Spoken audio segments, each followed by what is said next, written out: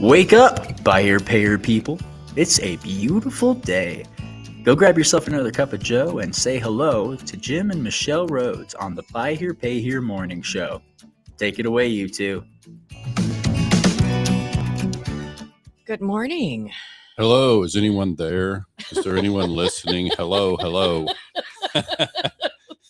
Good morning. Good. Yeah, it's Friday. Yeah, it is. So I think that when we were here on Wednesday, I mentioned that, a couple of times in the last little bit that I woke up and found you on the couch. Right. Because, Jim, I couldn't sleep. And so that was me last night. Yeah, poor Michelle. She has had a rough night, very little sleep. So we first have to excuse her for any comments or if she should, make some nonsensical comments. Yeah. Yeah, I'm going to be snoring. She may be falling asleep on the microphone over there. So. And I realized this morning we started in on just some conversations about what's happening today and some emails because and I think that I had to have you repeat what you said to me at least half the time. So what I've determined is if I get half the amount of sleep, then my ability to focus is about diminished by half. Yeah. So we count on Michelle to kind of run the equipment here. I mean, I know how, but she's much better.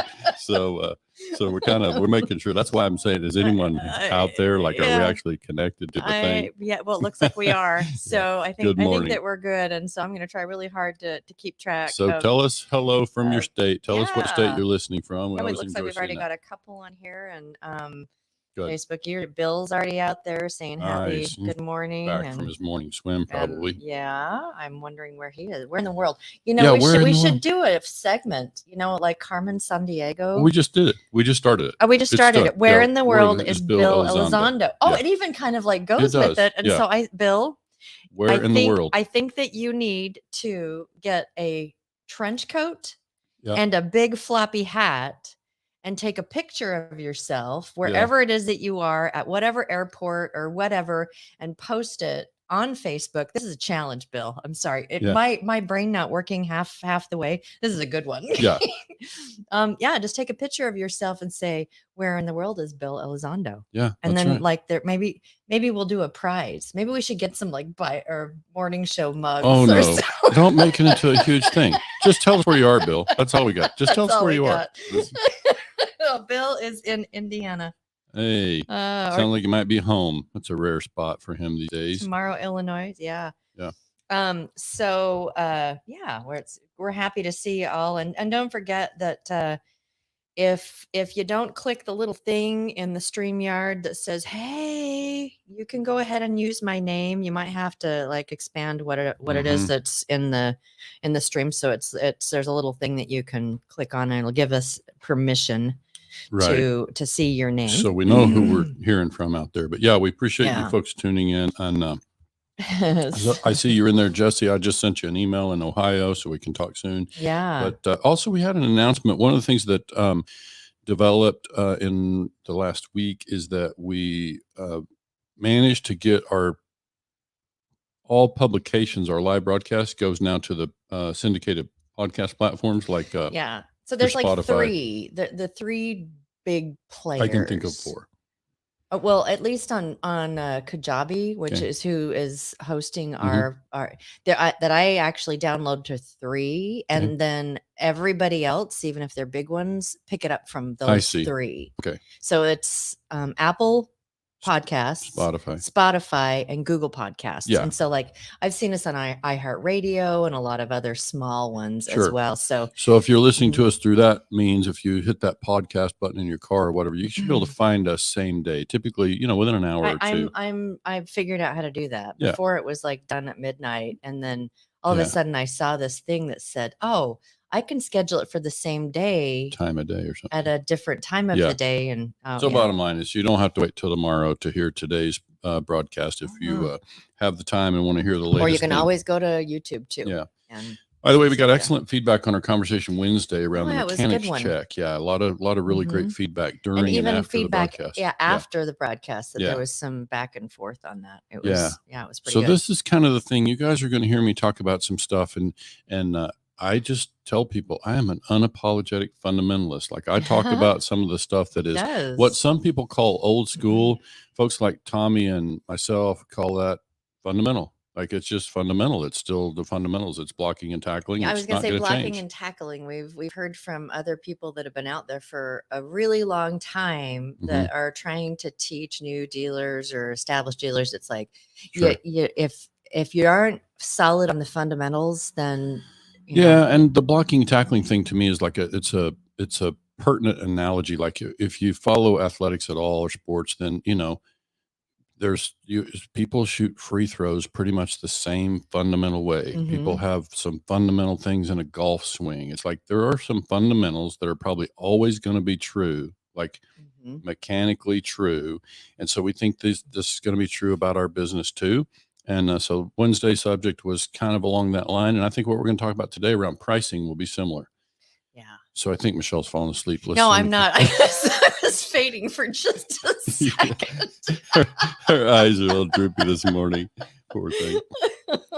So yeah, we do want to talk about pricing, and this will happen. Like we talk about, Michelle and I have said, we're not going to run out of stuff to talk about in this morning format because we, between the dialogue on Facebook, and we could have gone about 3 different directions this morning.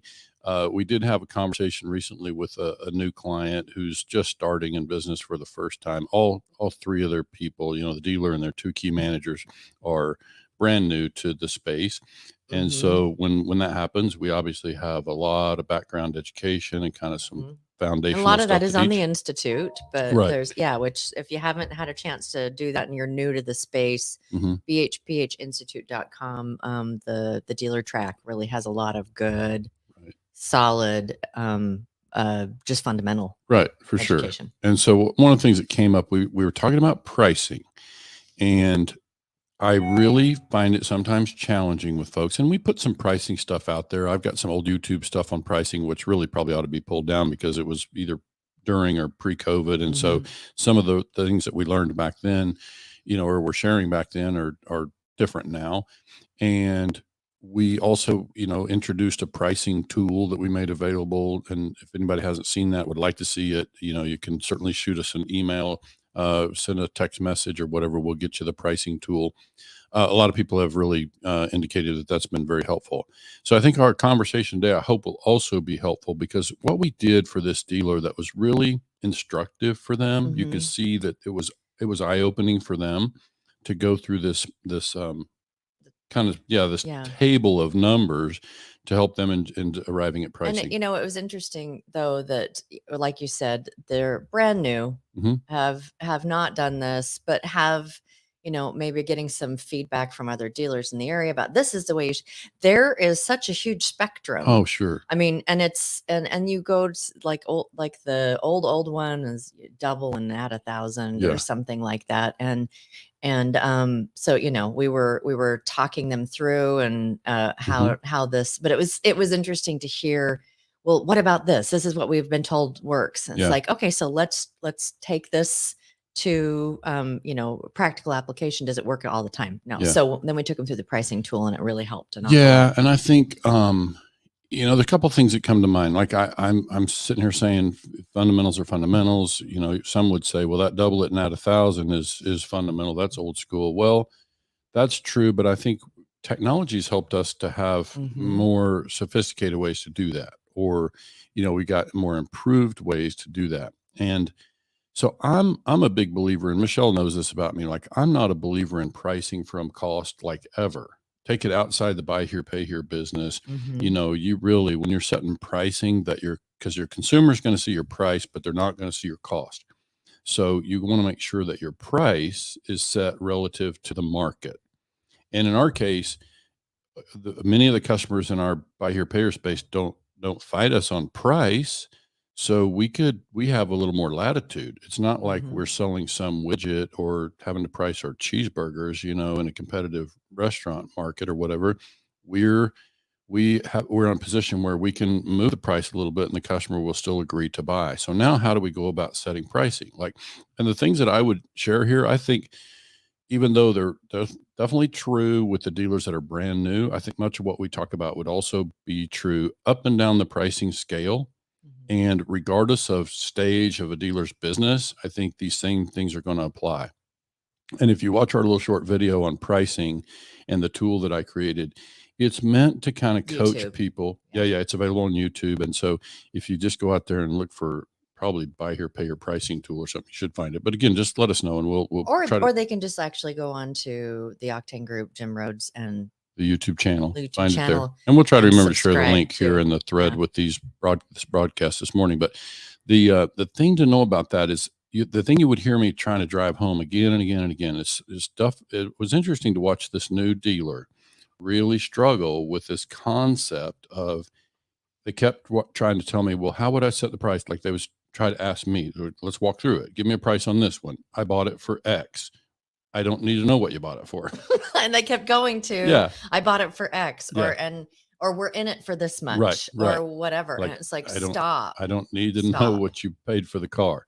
I need, because that can work against you in two ways. If you bought it a little heavy, we shouldn't necessarily try to pass that along to the consumer. That's our mistake. If we bought it well, we don't need to pass that along to the consumer. We should retain that as a benefit for us in doing a good job in buying. So the price needs to really be set based on what's sensible for the consumer. And maybe it's helpful to understand that I also advise them to think about, for simplicity to start, maybe just divide your cars into 3 categories. Kind of, your premium, more desirable cars, lower miles, super clean, whatever that might look like. And then kind of your middle grouping is going to be your midline cars, your real common, the kind of the one that you do the most business in. And then the lowest bracket might be kind of budget cars. These are just cars that are got more miles, got more dings, whatever. And so this kind of fit in our budget category. So if you start there, maybe it makes life a little simpler to arrive at a price. But then what you're going to hear me say about pricing, and this just takes a little practice, like for those folks that are brand new to it, it can take a little work. But if you first kind of think about those categories that I described, and now think about just how the car is going to finance, like that's really, to me, is the box. I think I've written articles on this subject about it's got to fit in the box. Okay. Tell me what the box is. Yeah. So a lot of times, just in the terminology is kind of a play on the whole thing. People talk about thinking outside the box. Well, in buy here, pay here, we kind of have to work within a box in terms of the financing. Like we're limited by the customer's down payment. In terms of how this car is going to finance, we got to stay within a box that makes sense. We got to down payments, got to work for the customer. The payment amounts got to work for the customer relative to their income. And now the last variable in that for me would be the term of the loan. So this is why I said we got to look at how this car is going to finance. So I'm going to, if those of you have a pencil and a piece of paper handy, I'm going to give you some numbers to think about. Yeah. Okay. I'm not doing this exercise. Yeah. You're not ready. I'm not ready, but there's plenty of people out there that have had enough sleep. Yeah. And if you're driving, you can't write it down. These are not terribly hard things. And these are things you can take this own exercise and go to your own inventory. It doesn't matter where up and down the price scale you are, but I'm going to give you a breakdown on 3 different price points as an example. So we started out with this particular dealer. We're working at 23.9% APR. So that's kind of fixed number one, 23.9% APR, 10% down payment. And then we worked with a payment of $450 P&I. Okay. Just a regular payment. Now, this particular dealer, I didn't capture, we can go back and look, but again, it doesn't matter. This is really about your numbers. I don't remember what the add-ons were. Like, I don't remember what their sales tax rate was and their doc fee and some of the add-ons, but it doesn't matter because you're going to go back and do these same things on your own figures. And in their case, they're buying a lot of really affordable stuff. And so we kind of worked with them at 3 different price points. And so those numbers were $89.95 as a selling price. Obviously, your discount cars, your kind of your budget package, and then $10,995. And the last one was $12,995. So we went up $2,000 just as an illustration. So let's pick that first bracket at $89.95 to $10,900, a price increase of $2,000. Well, our payment's almost $500. We're at $450. So you think, okay, roughly 4 payments that I'm adding to the thing. Well, no, at 23.9% interest, you're actually adding 9 months to the length of that contract. So why does that matter? Well, look at what that means in terms of relative to the miles on the car. So this is the part that's kind of where I say it takes experience. I use, and I always use, air quotes or whatever when I say reasonable life expectancy of the car, reasonable life expectancy. So nobody's got any kind of, magic formula there. There's more and more data out there, but we just, the truth is we can't know. I mean, we can't predict the performance of the car. Absolutely. I mean, because you don't know how the last people that owned it drove it and Mhm. things like that. But if we were going to predict anything, we would predict that it's going to break down at some point in this 3 years or, the time that we're going to predict that. yeah. But the reality is I'm just simply trying to illustrate that $2,000 in price difference Mhm. added 9 months to the term of the loan. So will the car stand it? You got to tell me, you got to tell me, where does it fit in that category? What is the length of the loan, and what is the customer success? And so the other thing I would urge you to do, I go finish out the kind of the table, by adding that $2,000 from $89.95 to $10.9, we added 9 months. Then we went to $12,995. That $2,000 added another 9 months. So that's another 18 months, a year and a half is added to the contract for the difference between the $8,995 to $12,995. Yeah, almost. So yeah, it's like we got to be watchful of those numbers. So you see what I'm really doing though is I'm saying it's determining, because the approach that I would recommend in the sales department, almost regardless of where you're at in your business, is, let me just kind of be the salesperson for a minute. I feel like my job as a salesperson is to negotiate with the customer for as much down payment as is manageable, sensible. It's not going to put them behind on rent in their very first, month they're with me. So I've got to try to get as much down payment as is possible and sensible. Then I got to try to set the payment in a way that's manageable, because the collection department is going to have to collect that and hold the customer accountable to that for a long period And of then time. what do you usually like to keep that range in for? Oh, that's like 20 to 25% of net income. 25%. You Net, start not gross. you start going above 25%, especially at today's fuel prices and everything else. You're just not giving them room to have their cell phone, a roof over their heads, all that stuff. So now you gotta kind of, you're working within that box. You got whatever you got for down payment. You're going to set the payment relative to their income. So now the last variable is term of loan. And this is the part that I'm saying, if I'm the dealer and you're the manager and you're sending me a deal for me to approve as a final underwriter, one of the key things I'm looking at is term of loan. Is the term of loan sensible? If it's pretty long relative to the miles and the kind of car that it is, then I might want to, relook at the deal and try to shorten up the term, whatever. If it's a car that somebody's buying to drive Uber, I might want to try to keep that term pretty short, right? So these are all kind of gray. This all gray space that we live in and buy here, pay here. But I would say that the key thing that we can't change is that, that 23.9%, 10% down, $450 a month, that stuff's not going to change in this case. That what we got, we put an APR on the contract, payments agreed. So now we're just talking about term of loan. And how does that compare? So I wouldn't get too hung up on this on a per car basis. You're going to want, you factor it in on a per car basis. What'll eventually happen with enough experience, you would settle in to where you kind of knew that most of your cars are going to fall in this bucket. They're going to kind of be in this price range. And that's what makes sense for you in terms of term of loan based on miles you typically buy. And so I would be just watching that. When you're setting those prices, you're just factoring in the length of the contract. One of the other things we did with that dealer is we asked them, and I would urge all of you to do the same thing. Pick your most, and especially those that are new, pick the price range that you're dealing in most. Run an amortization table. See what the principal balance looks like at 12 and 24 months. Those, and then, because if you can get a customer to 24 months, what does a trade look like?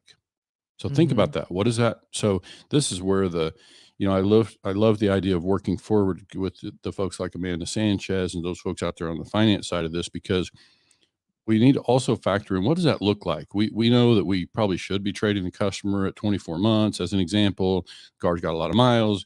If we trade them in now, what does that really look like to us financially? I hear a lot of dealers kind of, wrestling with this whole thing. And that's like, I just want to kind of see, what does it actually do to what's the transaction look like? Mm-hmm. And these are some of the hard things that I think you're going to hear me and Michelle taking on. Brent Carmichael's joined me on the hard questions, and some of this stuff. I'd love to bring this conversation with Brent, but I don't know that Brent. I don't want to put words in his mouth, but I'm like, this is tough stuff. Like, I don't know who knows the real formula on when does it make sense to trade. I mean, like, not this is what I think it is, because it's been my experience, but Yeah. like industry wide, do we know anybody who is Real tracking data. that? Real And data. Give me some data. real data that tells Yeah. me, okay, because again, these pricing models can be all over the place, Mhm. but it's like, what I'm really trying to learn is, at what stage does the math work best for me as the dealer Mhm. to trade? I'm obviously factoring into the success of the customer. I know that if I get to 24 months, car's got a lot of miles on it, it's probably time to be thinking about trading. But where does the math work best for both myself and the customer? And also, when you think about that, and look, I get it. We got leasing options out there. We got related finance companies, but I'm still just very sensitive to the idea that we're going to put a bunch of markup on a car, and it's going to create a 40 some odd month contract or longer. And now we're going to trade the customer out of the car in 24 months, which means what? We put markup on the car. We never collected all that markup anyway. Yes, there's finance income along the way, but we never collected all that anyway. And now we trade, the customer in. So we kind of put profit on the books that we never collected anyway. Mhm. And so, we got income tax to think about in there too. Not to mention sales tax on the front end on a retail installment contract is set based on the selling price of the car. Mhm. So we're just kind of we run those prices up. We're just adding to the length of the contract, and if we do the math on the trade, it's one of the things. Frankly, Bill Elizondo and I just recorded, and by the way, that's about to be published. We're about to release that episode To of the syndicated stations. that Bill and I recorded on leasing, just comparing leasing to retail installment. Yeah, and so traditional buy here, pay here. So that'll go out. But I would just say that when you look at the retail installment contract factor here, then, gosh, when we run the price up, it kind of hurts us in a couple different ways. It's like, really, we need to look very closely at what does it look like to trade that customer out in 24 and 30 months, and what's the principal balance going to be? What's the real value of the car at that point in time? And if we can know, right? But it's like, these are the factors. Like, when I say set the pricing, like tell the pricing is right for you, you should be able to set those prices based on your model and your strategy based on the grid that I just gave you. Lock in the down payment, lock in as a percentage, lock in the payment amount, your interest rate. You might have, variable rates, but go do the math on all those rates, I guess, if you're doing risk-based pricing and tiered pricing, APRs, I mean. And then, now you just have to run out those numbers and see what it looks like, because this is really where it happens in buy here, pay here. Like, what makes sense? What's the most sensible? If the outcome that we're looking for is a successful customer and trading the customer in long before, because I used to call that in my business a rollover deal, where the customer bought another car before they ever financed another one. That was kind of our internal language for rolling them into another car. And that was really important in my business strategy, because I was doing fairly short-term notes. And now it still applies, though. All the stuff that we're talking about still applies. We have to figure out what is the outcome we're looking for, and what's going to make sense for us in terms of pricing and how much markup. And by the way, quickly, we used to talk about trying to get 100% markup, or at least, I still say I'd like to see at least 100% gross profit in the deal relative to the risk or the cash in deal. Still like to see that kind of a ratio between those numbers, a 1-to-1, but it's not as possible. The higher cost of cars and trying to fit within the box that we're talking about here on the finance side, it's not as possible to see that 100% as it once was. So we got to see, does it still work? Yeah, until wages actually come up to meet what is happening with inflation. It's Sure. your customer still is making the same amount of money. Yeah. And fuel prices are up, so their payment amount, is going to be even more difficult. So yeah, we kind of have to fit within that box on the buy here, pay here side of what we do. And so that's why I'm just saying, when I say the right price, how to set the right price. I think the right price is determined in this financing structure. And so you got to back into the financing structure. Can you add $3 more grand to the price and still have the customer agree to buy it? You bet. Happens all the time. Mm-hmm. Now the question is, which one was the right number? Right. So it's like, how do we make that make sense? And so I think the answers are in those calculations I just gave you. You can just kind of work through that and figure out what does make sense for me and the customer. What's my principal balance look like if I run an amortization in 24 months? That's an important number, I think, to watch that. I have a squirrel. If Go you ahead. feel safe letting Yeah, the of squirrel. course. Yeah. Squirrel. I got that. Let me find the mute button. Yeah. Yeah. Womp, womp, womp. Yeah. So, let's say that you're trading in when you've got like 12 months, or when you get to a certain point where you feel safe in having them come and do a trade in. This is just how my brain works. It's like, so that trade in, is that something you would immediately send to an auction, or can you put that on a lot as like, these are some of the trade in cars? And so for people that are looking for a car at the $250 a month mark, or, like the ones that are looking for something really, really low, and you can keep that term to maybe a year. Is that a good option? I think 20 or 12-month loans I don't see that. Like, there's not much of that. But the short answer to your question is yes, as a buy here, pay here dealer, I love having the flexibility to do that. It's up to what fits their business model and kind of their current strategy. But yes, I love the idea of having discount cars, whether they're trade-ins or whatever, a place to go with that car. And it's just a case by case. They got to evaluate the car and make a judgment whether or not it'll support, whether it's going to be loan. sold as is, if it's going to be, supported by a warranty or a service contract. And but all that yes, kind of you're stuff. talking about somebody who used to finance short-term notes. I love the short-term stuff like that. That works for me.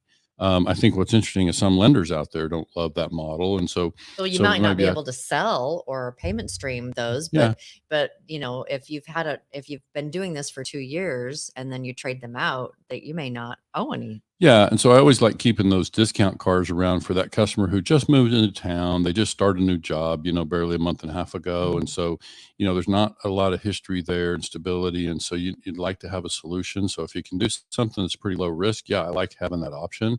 I just know that not every dealer's comfortable in creating that situation. But it's all in the math and the business model for them to make sense of it. But yes, you could absolutely, turn those trades into, shorter term notes at the higher miles or whatever. But at some point it might not make mathematical sense in your business strategy. But I love having that option available for people. Yeah.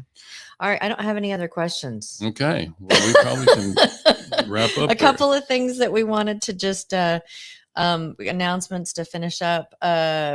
We've got some events coming up that we are speaking at every one of these.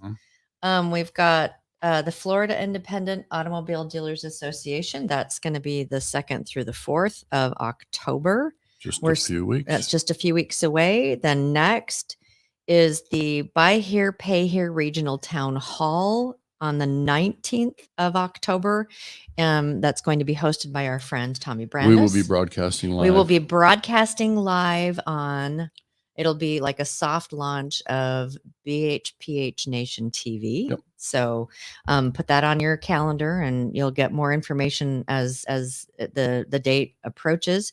Then the next thing is the Arizona finance conference, and that's going to be end of October, 28th, 29th, and 30th, I think. It's the end of October. Yeah. And we are speaking at that a couple of times. Right. And then the next one is the Buy Here, Pay Here Super Forum, which will be in Austin, Texas in November. And that is the 9th, 10th, and 11th. And we will be speaking there on data. So we'll be talking numbers, and so we're still formulating. I don't know exactly what date we speak, but we know they chose our session on dashboard numbers and which numbers to watch in your Buy Here, Pay Here business. Yeah. And then there's one other thing we just kind of want to let you guys be aware of is that we have recently launched some new coaching package options. And we've got some really week to week, very affordable coaching options. Where we can meet with you once or twice a week and you choose. So if that's something that we can help, if there's something that you hear that sparks I really need help with this. Or if there's other things that maybe we haven't talked about, but you'd like to see if there's something that we can do to help, reach out and we can do a call. Yeah, that's something that came about just because we talked to a lot of people who really just could use some short-term help. And a lot of times when we meet them, they don't even really still know what they need. So sometimes it starts out with some level of discovery and kind of identifying the problem, and then they can figure, but now we can just go week to week. They don't have to step into some long-term So usually engagement. what we'll do is we'll have just a quick phone call and then determine whether or not that's something that we feel like we can help you with. And I'll just let y'all know that more than once people have called and we have that 30-minute phone call kind of thing.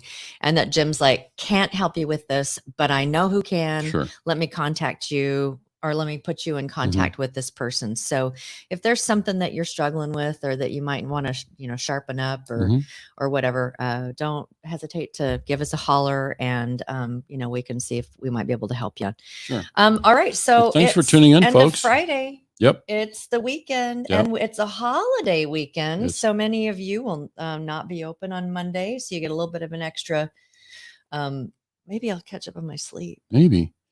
Look for you may get a recorded broadcast on Monday morning. We haven't really decided about that, but we will have something air at the 9 a.m. time. Well, slot. all of our client slots, all of them have said, we're not going to be here. We don't want to meet with you. So it's like the only thing we really have on our calendar right now is the morning show. Yeah. So we're trying to decide what we want to do. But it's the holiday. You guys should enjoy your long weekend, and we appreciate your feedback on the content. We're getting lots of great feedback. And so we want to continue to hear from you. If you're liking what we're bringing, please tell us. And again, thanks for hanging in with us. Yeah. Have a great weekend, and we will see you on Monday, either recorded or live.